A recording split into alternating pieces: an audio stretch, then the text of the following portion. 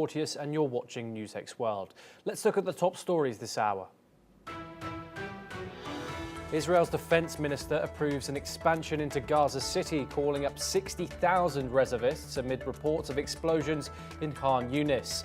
Hostage families condemn the move, saying it ignores a Hamas-backed ceasefire and calling it a stab in the heart. The Kremlin downplays speculation of an imminent meeting between Presidents Putin and Zelensky, even as Donald Trump presses for direct talks to end the war. Trump, after hosting European leaders and Zelensky in Washington, admits the conflict is tough to resolve and warns Putin may not want a deal.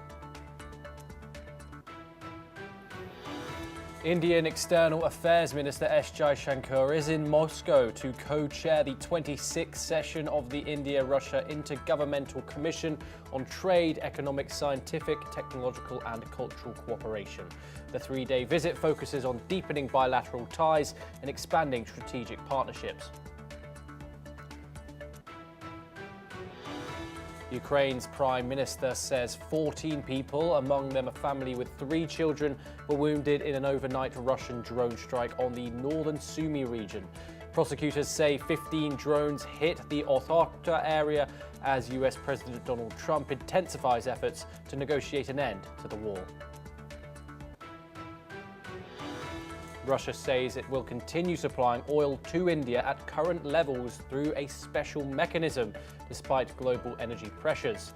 A Russian embassy official confirms President Putin will travel to New Delhi to meet Prime Minister Narendra Modi before the end of the year.